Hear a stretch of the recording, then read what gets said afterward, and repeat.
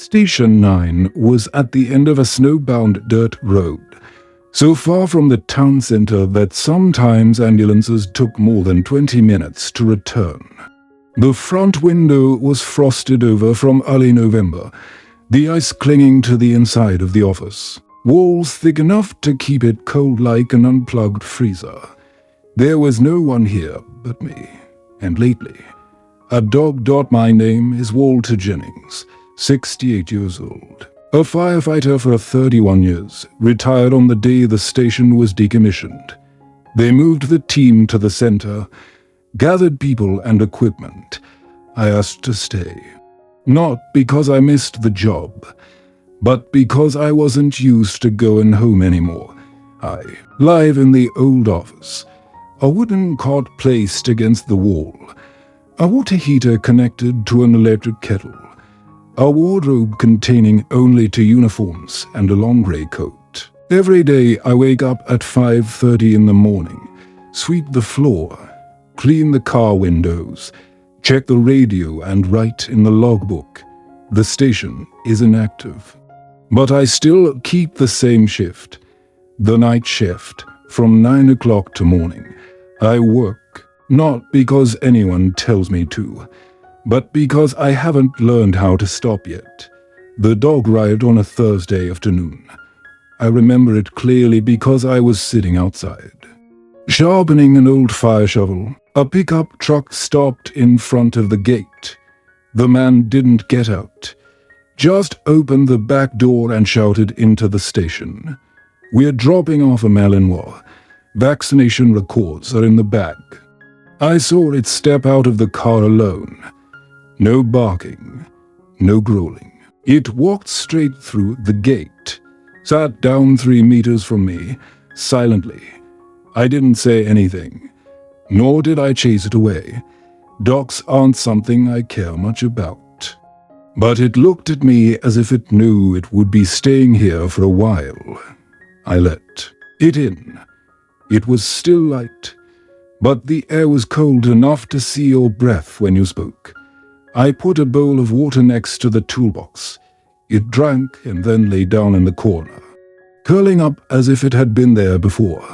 That evening, I made coffee, as usual, put the logbook on the table, turned on the desk lamp and sat in my chair.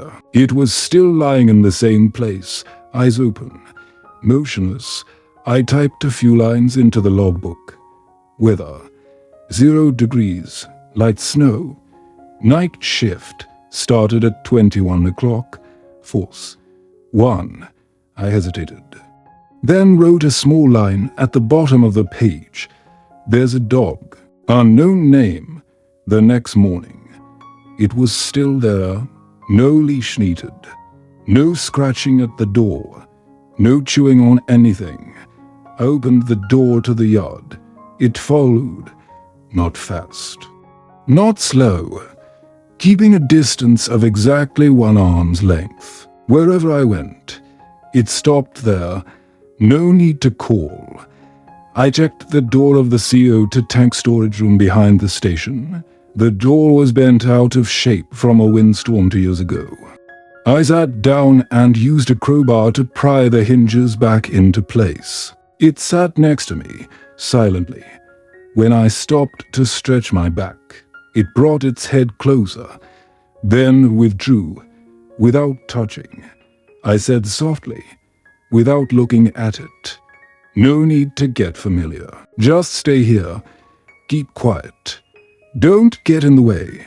It didn't react, but from that day on, it didn't lie in the corner anymore.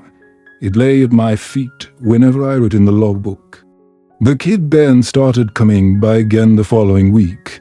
He lived with his grandmother in a small house on the other side of the station, and usually got home from school earlier than when I went out to the yard. The first day, he just stood outside the gate looking in. I didn't call him. He came in, hands in his pockets, and asked, "Is that your dog?" I replied briefly, "No, just here." He nodded and sat down on the step. The dog came over. No barking. He held out his hand. The dog sniffed it a little and then laid down. The two of them sat there for almost an hour.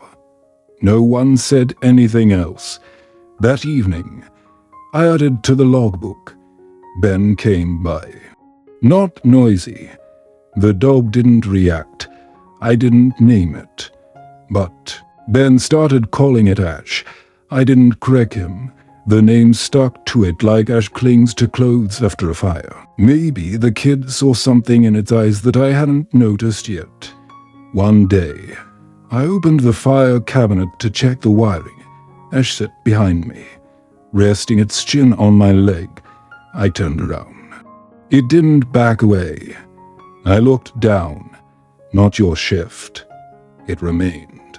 Still, that evening, I added a line. It seems to understand that shift is a serious matter.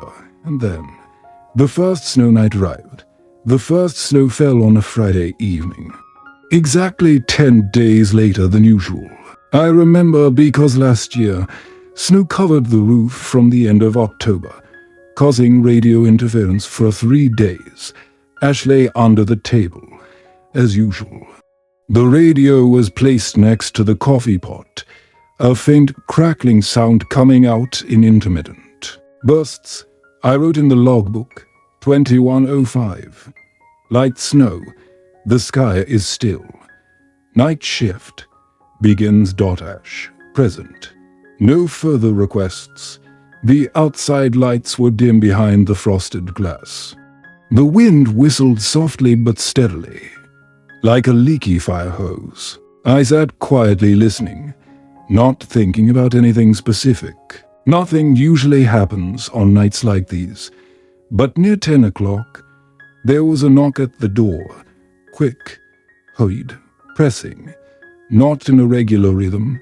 I got up, turned on the big light, and went to the hallway. Ben stood there, his coat unzipped, his hands red and chapped. Breathing fast, he said urgently, Mr. My cousin, Emma, can't be found. I called and no one answers. I didn't ask anything, just turned back to the table, grabbed a flashlight, put on my coat, and pulled on my gloves. Ash was already waiting at the door. I only said, take me to the last place you saw your sister. Ben's backyard was large. The wooden fence was low. The ground still bore footprints. There was a truncated oak tree near the dry well, the place where children often play hide and seek. Ben pointed in that direction, his lips trembling. We were playing. I closed my eyes. When I opened them, she was gone. I called her. My grandmother is sick in bed. I don't know what to do. I shone the light round. No answer. Ash started running, not roaring, just striding quickly to the edge of the well. It stood close to the well, growled softly once, then barked exactly once. I stepped forward and shone the light down. Emma lay at the bottom of the well, motionless, her head resting against the wall. The girl's mouth moved, but no sound came out. The well was dry, about 3 meters deep. Not deep enough to die, but cold enough for a 6-year-old to lose consciousness if left for too long. I gave the light to Ben. Hold it straight, shine it. Where I'm standing, I tied a rope round my waist and hooked the clasp to the metal handle on the oak tree nearby, the only thing still solid in the backyard. This rope used to be the main rescue rope of my team. Ash stood near Ben, not moving. I slid down the well, securely, section by section. Cold stone, slippery moss, the smell of mud mixed with the smell of damp clothes.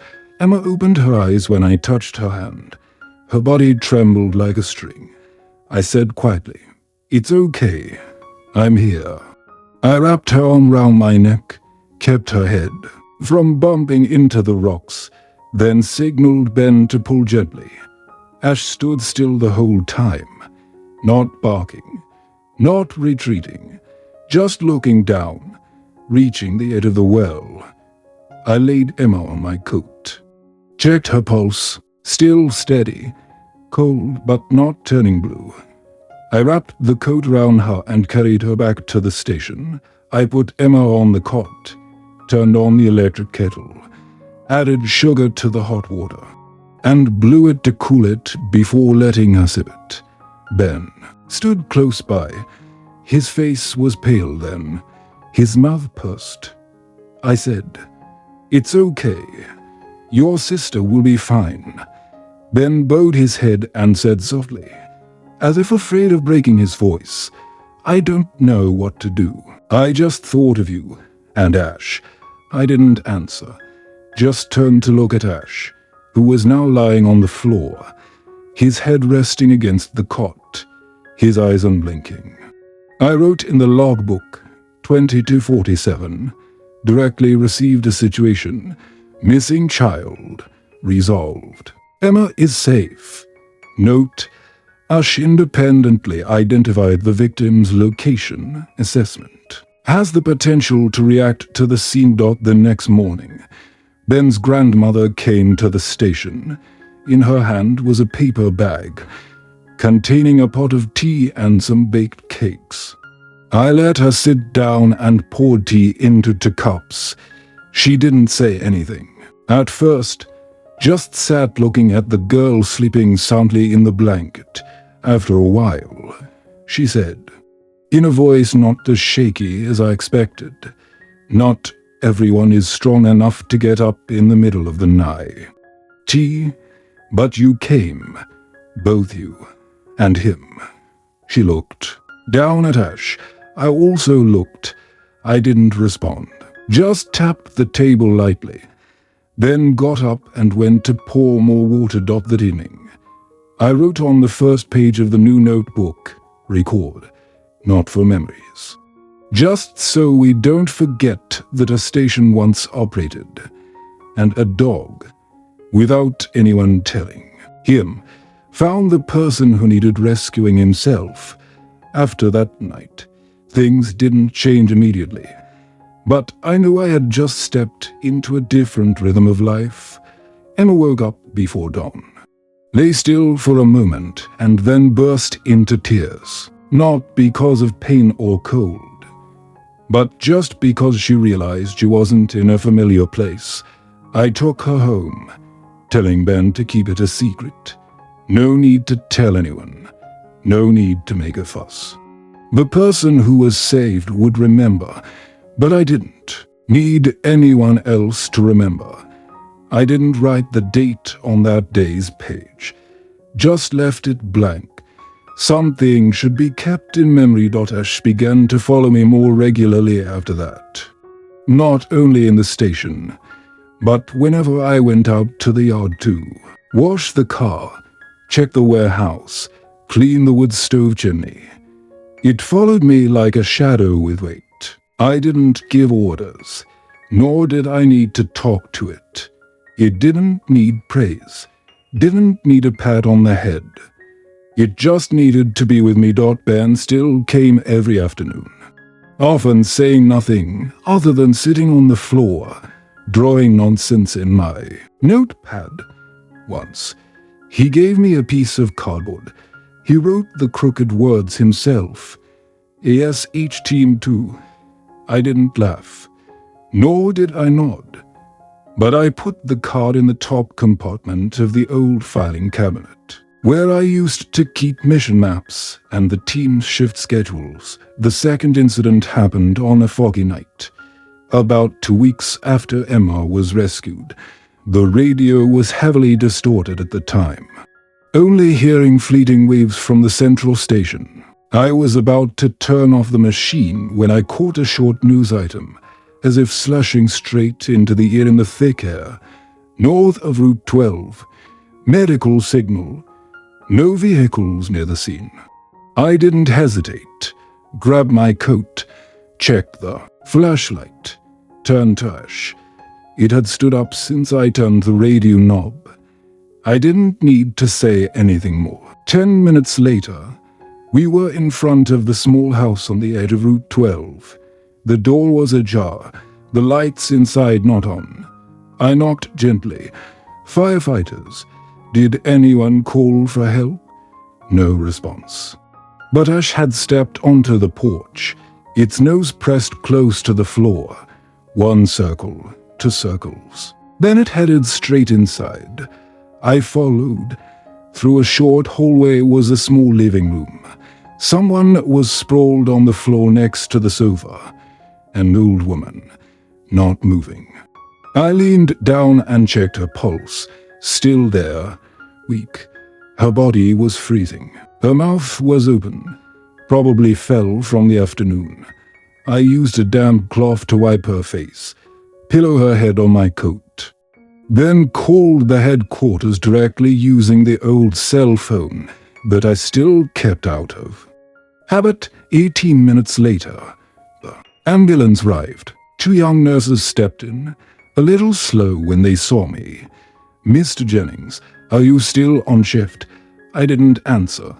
Just went out to the yard and stroked Ash's back. It sat still. Its eyes still looking at the door. The second nurse came over. "Thank you. If it weren't for you, someone would have found her tomorrow morning." The news spread throughout the town.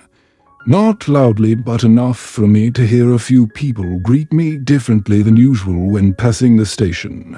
One morning, someone left a bag of bread hanging at the gate, unsigned. Another evening, there was a call outside the door near midnight. "Mr. Walter, my grandmother is stuck in the old elevator in the basement. The door won't open." I looked at Ash. It had stood up straight, its ears raised, as if used to being needed. We went. Without saying a word, no one assigned me work anymore. But I never needed new orders to start acting. Just knowing that someone was still waiting, and Ash didn't need to know who was waiting. It just needed someone to find. I started adding reason for leaving the station to the log, not to report, but to remind myself that some nights I actually did something.